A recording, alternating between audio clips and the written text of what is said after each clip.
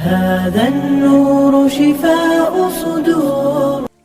به نام خداوند بخشاینده مهربان نهایت بارحم. اما بعد، قصه مرد که در هنگام نمازخوانی پایش را بریدند. هواداران گلستان اسلام، اکنون برای شما باز یک قصه نوبتی را پیشکش کرده می شود و شما بیاندیشید که تا کدام اندازه نمازهای میخواندگی ما از روی خدا ترسی است.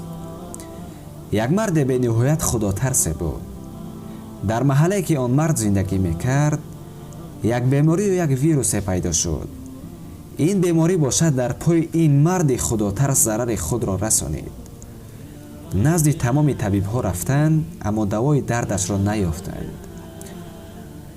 یعنی آن بیماری که در پایش پیدا شده بود طبابت کرده نمی شده است. طبیب ها گفتند یگانه راه طبابت این مرد بریدن پایش می باشد و بس. با این مرد پیشنهاد کردند که تو باید مواد بیهوش کننده یا بیدرد کننده استفاده بری تا بیهوش شوی و ما پای تو را ببریم. این مرد بیمار این پیشنهاد طبیبان را قبول نکرد و با طبیب ها گفت هنگامی که من نمازخوانی را سر میکنم، وقتی که در خواندن اتحیات رسیدم، پس شما پای مرا ببرید، زیرا من در وقت نماز با خدا گفتگو دارم. پس اگر شما تمام اعضای بدنم را که ببرید، هیچ چیزی را حس نمی کنم. طبیب ها راضی شدند.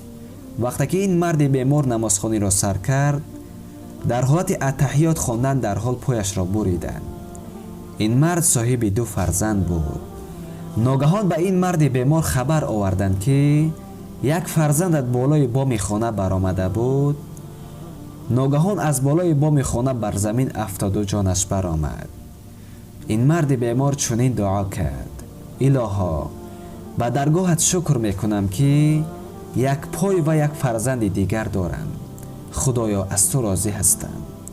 پس دوستان عزیزم، بیاندیشید که عزیزان خدا چگونه نماز میخواندند. حتی در حالت نماز خواندن پایش را بریدند، خبر نشد، زیرا نمازشان از صدق دل بود. افسوس که امروز ما نماز میخوانیم، اما فکر و خیالمان در پول است و یا خیالمان در مشکلات زندگی است. مگر اسلام عزیزمان محتاج شونی نمازخوانی ماست؟ حتی بعضی برادران داریم که نمازها را قضا کرده، بعدا شب رفته همش را جمع کرده میخوانند. اسلام به ذات خود ندارد عیبه، هر عیبی هست در مسلمانی ماست. باقی قضاوت بر شما. مراد ما نصیحت بود، گفتیم، حوالتون بر خدا کردیم و رفتیم. خدا حافظ.